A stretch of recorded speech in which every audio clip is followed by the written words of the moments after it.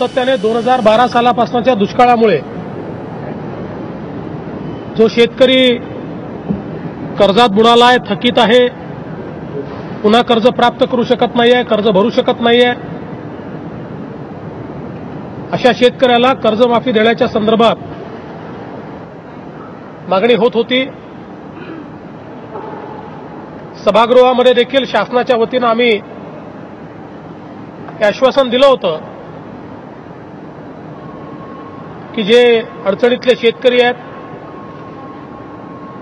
त्यांना आम्ही मदत करू, त्यांची कर्जमाफी करू।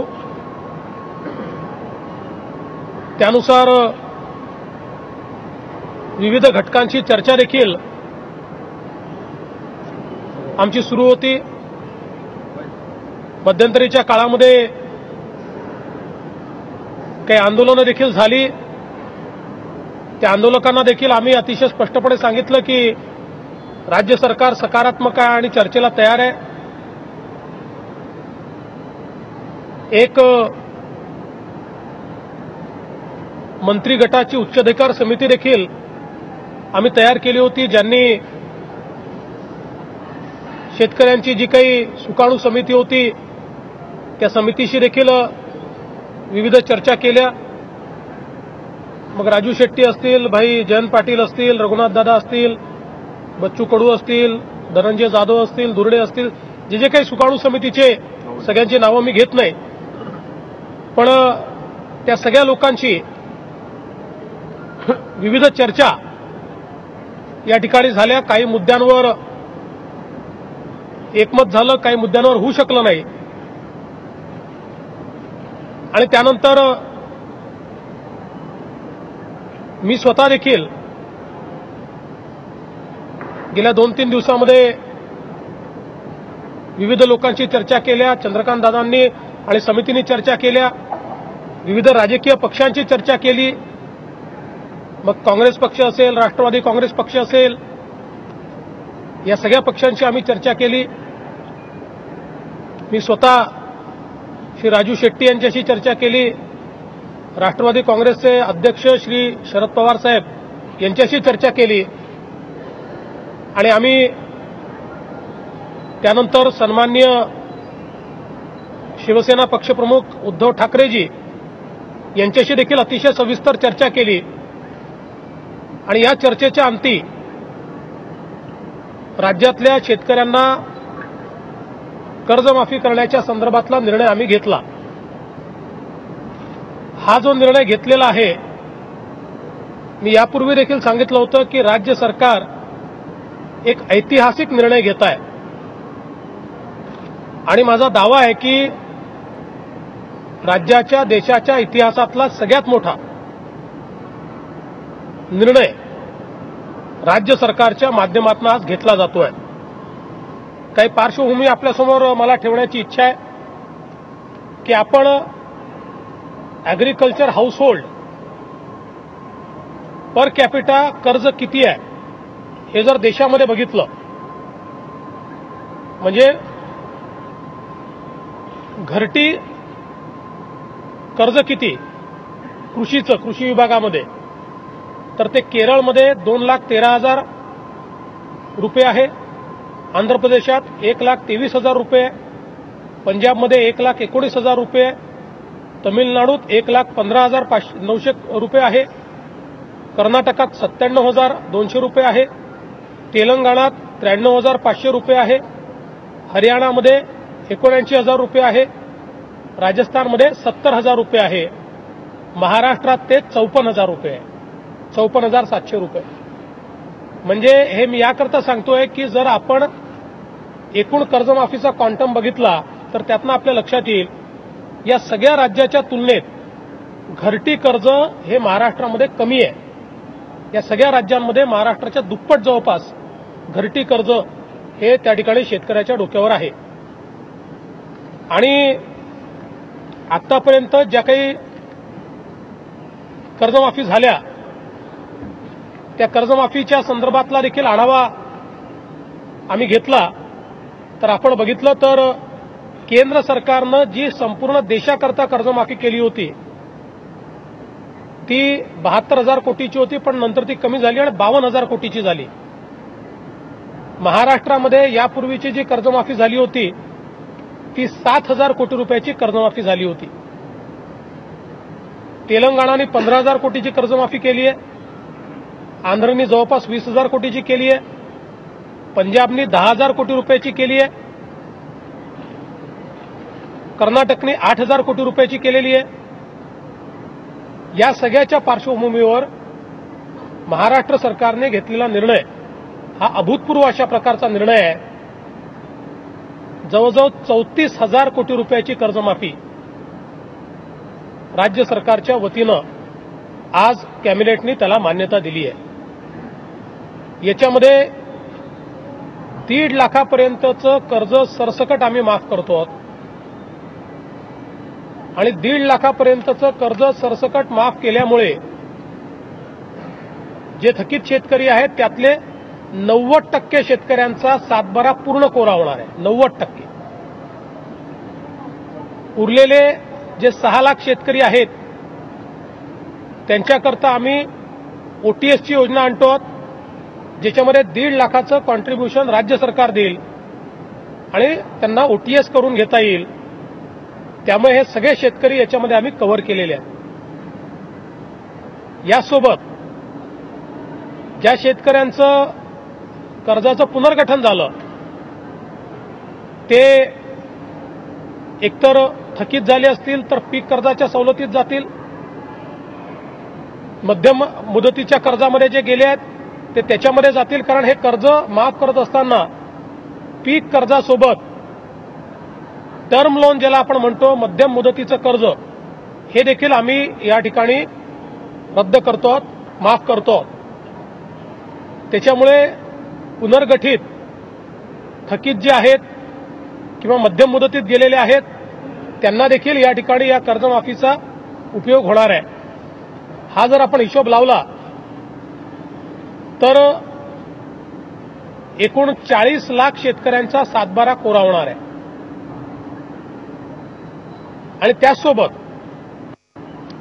जे शेतकरी नियमित कर्ज भरतायत त्या शेतकऱ्यांचा देखील हा सवाल असणार आहे की आम्ही नियमित कर्ज भरलं हे आमचं चुकलं का, आम्हाला प्रोत्साहन काही मिळणार आहे की नाही, आणि म्हणून तोही निर्णय आम्ही घेतला आहे. आणि नियमित कर्ज भरणाऱ्या शेतकऱ्यांना 25% पण 25,000 कमाल मर्यादा इतकं आम्ही प्रोत्साहनपर अनुदान हे जमा करणार आहोत. आणि आता जे शेतकरी 30 जूनपर्यंत कर्ज भरतील त्यांनी तर तेवढं कर्ज कमी भरलं तरी देखील त्यांना ते अनुदान थेट त्यांच्या खात्यामध्ये तात्काळ हे आम्ही देण्याची व्यवस्था करू किंवा बँकांची आम्ही त्या संदर्भात टायअप करून तेवढे पैशाची हमी राज्य सरकार घेईल. त्यामुळे आपण जर विचार केला तर एकूण राज्यातल्या 89 लाख शेतकऱ्यांना 34,000 कोटी रुपयाची मदत या माध्यमातून होते. अतिशय अभूतपूर्व अशा प्रकारचा निर्णय आहे. मला याची कल्पना आहे की या निर्णयाचा मोठा बोजा हा राज्य सरकारवर पडणार आहे. प्रसंगी आम्हाला काही कामं कमी करावी लागतील, पण अडचणीतल्या शेतकऱ्याला मदत करायचा निर्णय घेतल्यामुळे त्या निर्णयाच्या पाठीशी मंत्रिमंडळ अतिशय ठामपणे उभं आहे. हे करत असताना साहजिकच हा पैसा कुठनं उभा राहील असाही प्रश्न आपल्या माध्यमातून येणार आहे. ज्या प्रकारे आंध्रनी किंवा तेलंगणाने बँकांशी टायअप करून सरकारने त्याचे हप्ते पाडून घेतले, तशाच प्रकारे आम्ही देखील बँकांशी टायअप करून त्याचे हप्ते पाडून घेणार आहोत. थोडं इंटरेस्ट बर्डन येईल, पण राज्याची एकूण आर्थिक क्षमता बघता एवढे पैसे एका वर्षात राज्य काही भरू शकत नाही. त्यामुळे शेतकऱ्याला जरी आम्ही मोकळं करत असलो तर राज्य त्या संदर्भात बँकांशी चर्चा करून त्याचे योग्य हप्ते पाडून आणि त्या माध्यमातून हे पैसे परत करण्याचं काम करेल. मला असं वाटतं की एक चांगला निर्णय या ठिकाणी झालेला आहे. मी सर्व पक्षाच्या नेत्यांचे मनपूर्वक आभार मानतो। विशेषत्वाने भारतीय जनता पक्षाचे नेते असतील, शिवसेनेचे माननीय उद्धवजी ठाकरे असतील, त्यांचे विशेषत्वाने मी आभार मानतो। भारतीय किसान संघ यांनी देखील अतिशय मोलाची मदत याच्यामध्ये आम्हाला केली, त्यांचे मी आभार मानतो। आणि ते मानत असताना निश्चितच मी हा विश्वास व्यक्त करतो की ज्या प्रकारची चर्चा आमची विविध पक्षांची झाली आहे किंवा काल ज्या प्रकारे शरद पवार साहेबांची चर्चा झाली आहे, सर्व पक्ष याचं स्वागत करतील। काल अशोक चव्हाणांची देखील चर्चा चंद्रकांत दादांनी केलेली आहे, त्यामुळे सर्व पक्ष याचं स्वागत करतील आणि काही बाबी यातल्या एखाद वेळेस जर राहून गेल्या तर त्याचा भविष्यातही विचार करता येईल।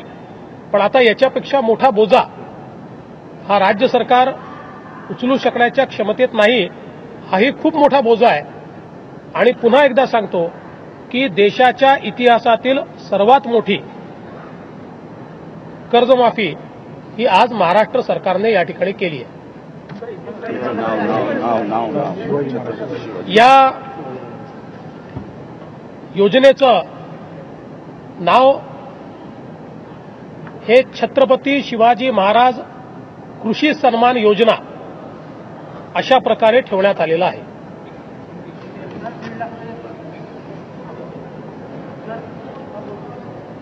महाराष्ट्र सरकार ने एक ऐतिहासिक निर्णय लिया है और महाराष्ट्र के किसानों का कर्जा माफ करने का निर्णय लिया है। साथ ही में जो रेगुलर भरने वाले किसान हैं, जिन्होंने कर्जा समय पर चुकता किया है या चुकता कर रहे हैं, ऐसे किसानों को भी प्रोत्साहन के रूप में अनुदान देने का निर्णय महाराष्ट्र सरकार ने लिया है। छत्रपति शिवाजी महाराज कृषि सम्मान योजना के नाम से ये योजना तैयार की गई है। कुल मिलाकर 89 लाख किसानों को, 89 लाख किसानों को इसमें 34,000 करोड़ का फायदा होगा। अपने आप में ये बहुत बड़ी योजना है, जिसमें 1.5 लाख तक जिनका कर्जा है वो पूरा कर्जा हम माफ कर रहे हैं। जो बचे हुए किसान हैं ओवरड्यू, उनके लिए 1.5 लाख तक की ओटीएस की योजना हमने लाई है। और जो नियमित रूप से भरने वाले किसान हैं उनको भी 25% या अधिकतम 25,000 तक अनुदान के रूप में देने का फैसला ये राज्य सरकार ने किया है। और देश की सबसे बड़ी किसानों को मदद की योजना आज महाराष्ट्र की सरकार ने घोषित की है। सर, आपल्या निर्णयामुळे समितीचे समाधान होईल असं वाटतं का? 30 जून 2016 ही याची कट ऑफ डेट राहील, कारण त्याच्यानंतरचं लोन ओव्हरड्यू नाही आहे।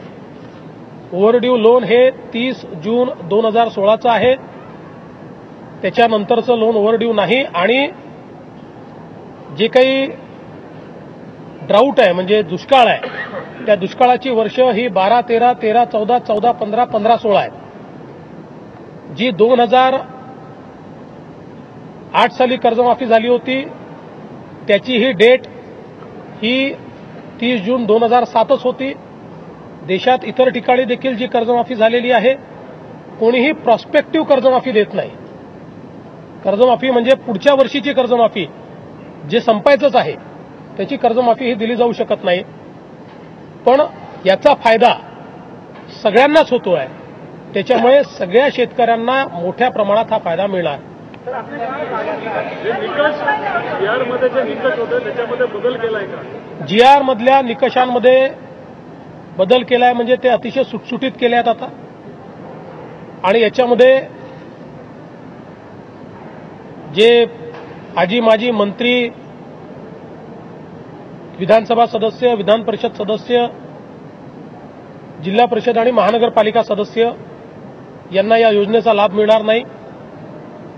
केंद्र आणि राज्य शासनाचे जे कर्मचारी आहेत किंवा केंद्र आणि राज्य शासनाकडून अनुदान प्राप्त करणारे जे आहेत त्यांना या योजनेचा फायदा मिळणार नाही. क्लास 4 वगळलेला आहे.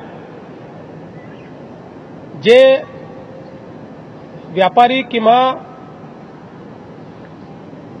नोंदीत अशा प्रकारचे पुरवठादार आहेत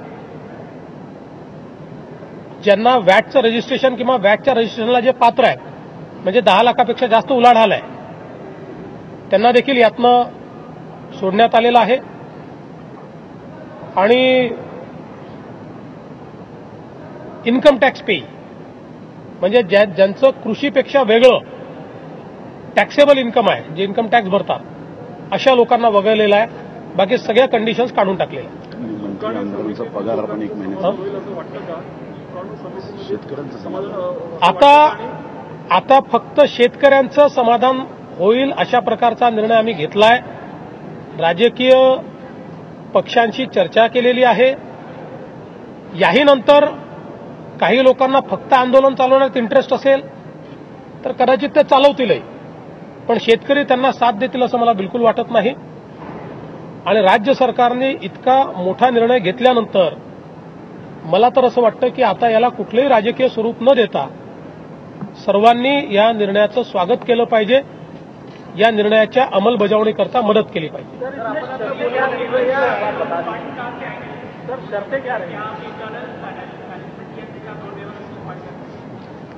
देखिए, हमने इसके बारे में विचार किया है. इतना बड़ा लोन वेवर करने के बाद निश्चित रूप से राज्य के फाइनेंसेस के ऊपर प्रेशर आएगा. हमने उसका भी विचार किया है. उससे फाइनेंशियल स्थिति के ऊपर जो असर होगा उससे कुछ चीजों के ऊपर हमको कंट्रोल लाना पड़ेगा. उसका भी विचार हमने किया है. और मूल रूप से इसको बैंकों के साथ चर्चा करके एक रीपेमेंट का शेड्यूल हम बैंकों से ले सरकार, इसका भी प्रयास हम करेंगे. ये इससे पहले आंध्र प्रदेश और तेलंगाना में हो चुका है, तो उसी प्रकार से हम भी बैंकों के साथ टाइप करके एक रीशेड्यूल, एक पेमेंट का शेड्यूल लेंगे.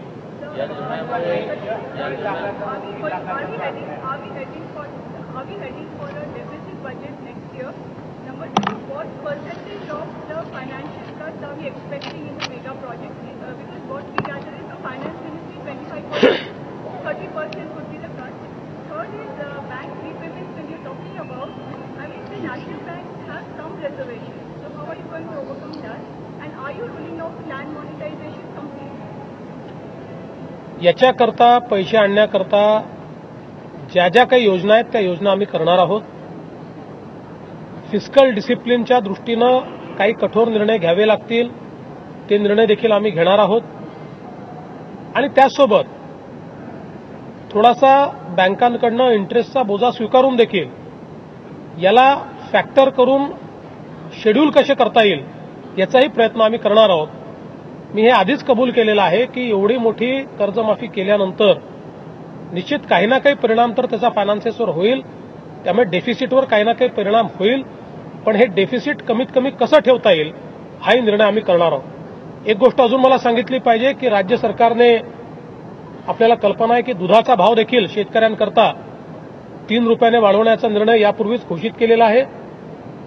आणि आज आमच्या सर्व मंत्री आणि आमदारांनी 1 महिन्याचा पगार हा या कर्जमाफी करता देण्याचा निर्णय घेतला आहे.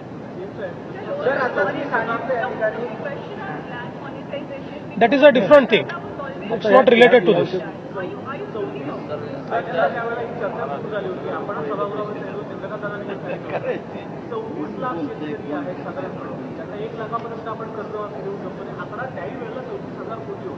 आता तुम्ही सांगताय 87 लाख शेतकऱ्यांना तुम्ही घेतलेला आहे. म्हणजे एका अर्थाने 1 लाख जरी तो 1.5 लाख जरी असतं तर प्रत्यक्षामध्ये कर्जमाफी लोकांची कर्ज होण्याचा जे आहे कमी येणार असं वाटत नाही का तुम्हाला?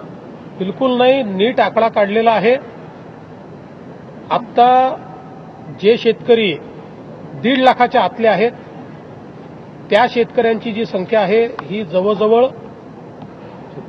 34-35 लाख ती आहे, 36 लाख ती आहे.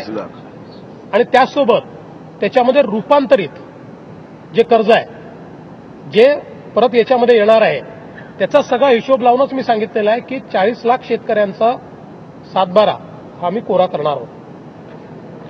काही कामं काही कामं या कर्जमाफीसाठी कमी करावी लागतील असं तुम्ही सांगितलं. कुठल्या महत्वाच्या राज्याच्या प्रोजेक्टवर या कर्जमाफी ते आता बघू, त्याचा कमीत कमी इम्पॅक्ट कसा येईल हे बघू.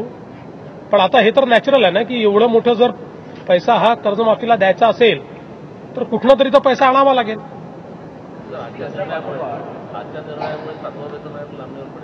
नाही, तो समिती आहे. 7व्या वेतन आयोगाच्या संदर्भातली समिती काम करते आहे. ती समिती योग्य वेळी निर्णय करेल.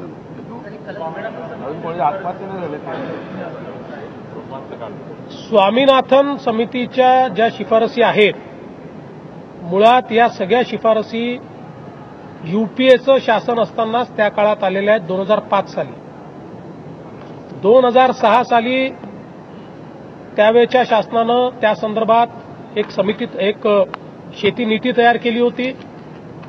त्या शेतकरी नीतीच्या अंतर्गत त्यांनी त्यातल्या बहुतांश शिफारसी स्वीकारल्या, काही शिफारसी स्वीकारलेल्या नाहीत. आता हमी भावाच्या संदर्भातल्या शिफारसीच्या संदर्भात सातत्याने चर्चा होते. आम्ही केंद्र सरकारशी त्याही संदर्भात चर्चा करणार आहोत आणि हा हमी भाव कशा प्रकारे शेतकऱ्याला मिळेल या संदर्भात जास्तीत जास्त मेकॅनिझम हे कसं तयार करता येईल या संदर्भात केंद्र आणि राज्य सरकारच्या माध्यमातून प्रयत्न करू. यासोबत एक गोष्ट अजून मला सांगितली पाहिजे की कर्जमाफी केल्यानंतर शेतकरी पुन्हा कर्जबाजारी होणार नाही याकरताही आपल्याला कारवाई करावी लागेल आणि त्याकरता गुंतवणूकही आपल्याला करावी लागेल. कितीही कन्स्ट्रेंट आले तरी शेती क्षेत्रातली गुंतवणूक आम्ही वाढवणारच आहोत. ती आम्ही कमी होऊ देणार नाही. त्याच्याकरता डेफिसिट वाढलं तरी चालेल, पण शेती क्षेत्रातली कॅपिटल गुंतवणूक ही वाढवण्याचाच प्रयत्न राज्य सरकार करेल. गेल्या वेळेला ज्यावेळेला कर्जमाफी झाली होती, तुमचा एक आक्षेप होता की जिल्हा बँका भरल्या गेल्या, त्यांच्या जिल्हा बँका प्रत्यक्षात लोकांना मिळाले नाहीत पैसे. आता सुद्धा जिल्हा बँकांकडूनच कर्ज घेतलेली आहेत. मागच्या कर्जमाफीमध्ये जे काही घोटाळे झाले ते सीएजीच्या रिपोर्टमध्ये आले आहेत. आत्ता कर्जमाफी करताना त्या सगळे घोटाळे होणार नाही याच्या प्रिकॉशन्स या आम्ही घेतलेल्या आहेत. काही सोसायट्या, बँका मागच्या कर्जमाफीत आपण बघितलं की कशा प्रकारे त्यांनी त्याचा मिसयूज केला. तो होणार नाही याकरता देखील आपण याच्यामध्ये काळजी घेतलेली आहे. त्यामुळे प्रयत्न आमचा असा असणार आहे की अतिशय स्ट्रिक्ट मॉनिटरिंग करून या ठिकाणी ज्या काही बँका असतील त्यांच्यावर देखील योग्य प्रकारे लक्ष ठेवून या कर्जमाफीत घोटाळे होऊ नयेत अशा प्रकारचा प्रयत्न आम्ही करू.